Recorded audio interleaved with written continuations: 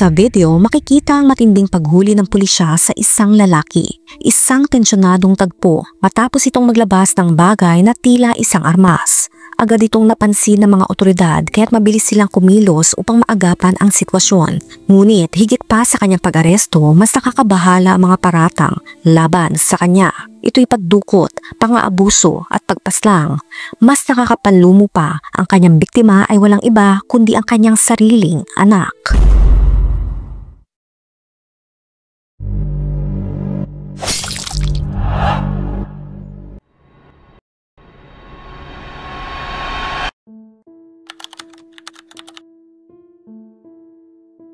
Si Kimani Latig ay isang 13 years old na batang babae na ipinanganak noong March 28, 2011.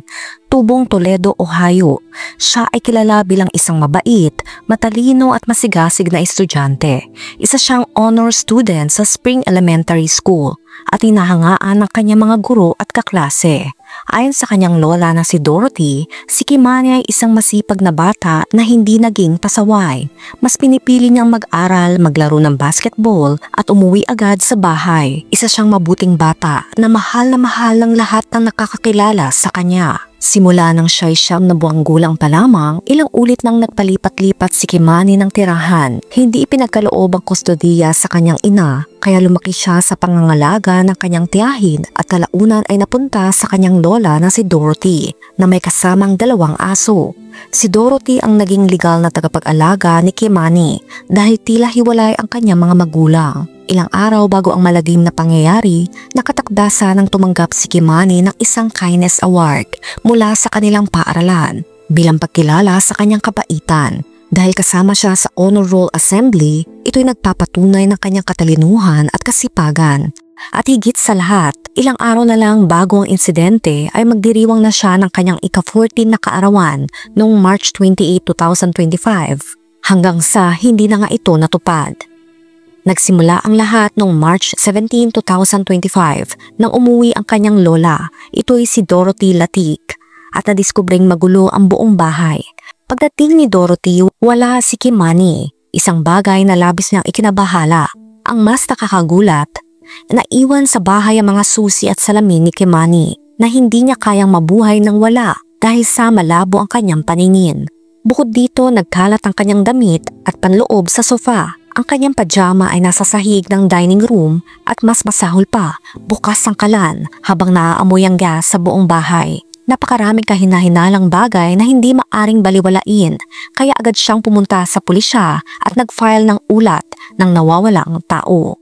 Habang iniimbestigahan ng pulis ang pagkawala ni Kimani, agad na kumilos ang kanyang pamilya. Nagpamigay ng flyers, nag-organisa ng paghahanap at nanawagan sa publiko para sa tulong. Ang kanyang ina na si Tiara Casten ay nagluhan at labis ang hilagpis, lalo na't huli niyang nakita ang anak 2 araw bago ito nawala nang dalhin siya ni Darnell ang kanyang ama sa kanyang bahay. I have no idea. My daughter, there's no reason my daughter would ever be over here. My daughter go to school, go home. Go to school, go home. She go play her basketball, come home. Samantala, si Darnell ang ama ay lumabas sa mga balita para ipalaganap ang tungkol sa pagkawala ni Kimani at humingi pa ito ng tulong. Came over here because she said that if it seemed like somebody was trying to break into the house. Ayon sa kanya, huli niyang nakausap ang anak noong gabi ng March 16, 2025. Tumawag daw si Kimani sa kanya dahil natatakot siyang mag-isa sa bahay, na parang may nagtatangkang pumasok. Kaya naman pinuntahan daw niya ito kasama ang kanyang pinsan at umalis bandang 12:30 AM. Pero dito nagiging malabo ang mga pangyayari at may mga tanong na nakakabahala. Tumawag nga ba siya talaga ng pulis? Ipinaalam ba niya ito sa ina at lola ni Kimani? Kung ang anak mo ay takot dahil may gustong pumasok sa bahay, iiwan mo lang ba siyang mag-isa at basta na lang uuwi? Dahil dito, pagsapit ng March 23, 2025, kinasuhan si Darnell ng pagdukot kaugnay ng pagkawala ni Kimani dahil siya ang huling taong nakakita sa kanya. Ayon sa kanyang salaysay, nakita niya si Kimani noong March 16, 2025 at nagpunta siya sa bahay kung saan mag-isa itong naiwan kasama ang mga aso. Ngunit kinaumagahan ng March 17, 2025, bumalik si Dorothy mula sa trabaho at nadiskubring magulo ang bahay. Nagkalat ang mga damit ni Kimani at naiwan pa ang kanyang salamin. Ngunit hindi makita si Kimani. Maraming oras ang hindi maipaliwanag ni Darnell kaya't naging makatwiran para sa mga pulis na kasuhan siya ng pagdukot. At habang mas lumalalim ang investigasyon, tila mas dumadami ang mga ebidensyang lalong nagpapalakas sa kaso laban sa kanya. Nakakalungkot dahil sa pagsisikap na hanapin si Kimani ng buhay ay nauwi sa isang nakakapangilabot na recovery mission. Isang araw matapos kasuhan si Darnell ng pagdukot at ika-10 araw ng pagkawala ni Kimani ay lumabas ang malungkot na balita. Tatagpuan ang labi ni Kimani sa isang abandonadong gusali sa Miami Street, North Toledo. Kaya mula sa isang kaso ng nawawalang bata, bigla itong naging investigasyon ng pagpaslang. Nakikita nyo ngayon sa inyong screen ang eksaktong lokasyon kung saan natagpuan si Kimani. Siya ay nakita sa second floor ng nasunog na bahay. Ayon sa mga ulat, napakalupit ng sinapit ni Kimani. Halos parang sinadya ng pumaslang sa kanya na pahirapan siya ng husto. Isa sa mga pulis na humawak ng kaso ang nagsabi na ito ang pinakakarumaldumal na kaso na nakita niya. Batay sa autopsy, ang dahilan ng pagkasawi ni Kimani ay maraming malalim na atake sa kanyang liig. Bukod dito, may ebidensya rin na siya ay pinagsasapan. Ang kanyang mga kamay ay at halos walang saplot nang siya ay matagpuan. Tinawag pa ng isang opisyal na hayop ang may kagagawa ng insidente dahil sa tindi ng ginawa nga kay Kimani. This is an absolute came into our town. Pagkatapos ito inulan ng batikos ang lola ni Kimani. Ang lahat ay nagalit dito at kita na pinusasan pa siya, ngunit pinaliwanag niya ito sa isang video at sinabing nagpaposas daw talaga siya dahil siya ay natatakot para sa kanyang seguridad. Some people from the neighborhood had contacted me and said that there was a mob in front of my house and they were talking about what they were going to do to me once I came home. I asked to be handcuffed just so they can get the away from my property. Are you scared? So no, I was never arrested. I was taken downtown, but I was never arrested. Kaugnay nito, nagsalita rin ang kanyang auntie na si Sinika Williams dahil nahihirapan na daw sila sa mga nangyayari at meron siyang komento tungkol sa mga donasyon o GoFundMe. Ito ang kanyang binibigyang diin. What I would like to say is there's a lot of people on the internet starting GoFundMes, and that's not what we need right now because it's not what Kimani needs. The funeral home has objected to say that they're going to come and pay for everything. So there's no need for any GoFundMe pages, any of that. Everything is being taken care of that needs to be taken care of by her family, her immediate family. Talagang kagulat-gulat ang mga detalye na lumabas tungkol sa kaso ni Kimani at lahat ng ebidensya ay tila nagtuturo sa kanyang ama na si Darnell Jones.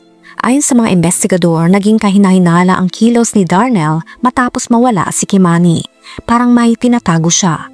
Kaya agad naglabas ng waran para sa kanyang pag-aresto. Ngunit imbes na makipagtulungan sa pulis, lalong naging kahinahinala ang kilos ni Darnell. Bigla siyang naglaho at hindi na matagpuan sa kanyang bahay. Isang bagay na lalong nagpalakas ng hinala ng mga pulis. Kung wala kang kasalanan, bakit ka tatakbo? Kung inaakusahan ka ng mali, hindi ba dapat maghanap ka ng abogado para linisin ang pangalan mo? At akala natin ay wala nang mas ikagugulat pa. Lumabas ang kasintahan ni Darnell at nagbahagi ng mas nakakagimbal na impormasyon. Lalo pang ilalantad si Darnell bilang isang posibleng salarin. Ayon sa girlfriend, tumawag si Darnell nung Biyernes bago siya inaresto at pinakausapan siyang i-off ang lahat ng security camera sa kanyang bahay. Napansin niyang kahinahinala ito. Kaya nagdesisyon siyang iwanang nakabukas sa mga kamera. Isang desisyon na kalaunan ay naging susi sa pagkakaroon ng mahalagang ebidensya laban kay Darnell. Habang nasa loob siya ng kwarto, may isang nakakita kay Darnell na may inilalabas mula sa kanyang SUV at itinago ito sa kanilang basement. Ano kaya ang kanyang itinago? Ayon sa kasintahan, nagdala si Darnell ng isang rubber mat, ang klase ng gamit na inilalagay sa likuran ng isang SUV. Upang maprotektahan ng mga upuan kapag may kargang mabibigat o maruruming bagay. Bukod dito, itinago rin niya ang kanyang work boots na natatakpan ng putik kahit na matagal na siyang hindi nagtatrabaho. Matapos itago ang mga gamit sa basement, bigla na lamang naglaho si Darnell. Hindi na siya nakausap ng kasintahan hanggang sa tumawag siya mula sa Columbus. Ang tawag na kalaunan ay nagbigay sa pulis ng eksaktong lokasyon kung saan pwedeng mahanap si Darnell. Sa huli, natuntun nga si Darnell sa Columbus, 2 oras ang layo mula sa Toledo, kung saan nakita ang labi ni Kimani. At dito lalo pang lumala ang sitwasyon. Nang puntahan siya ng SWAT team, hindi siya sumuko ng maayos. Sa halip, naglabas pa siya ng isang bagay na inakala ng mga pulis na isang armas. Sa bodycam footage, makikitang mabilis ang naging sagupaan. Hindi malinaw kung nagpaputok siya pero sapat na ang kanyang kilos para ituring siyang banta ng mga otoridad. Ilang sandali lang, sunod-sunod nang umalingaw-ngaw ang mga putok mula sa SWAT team. Sa huli bumagsak si Darnell sa lupa, wala na siyang magawa.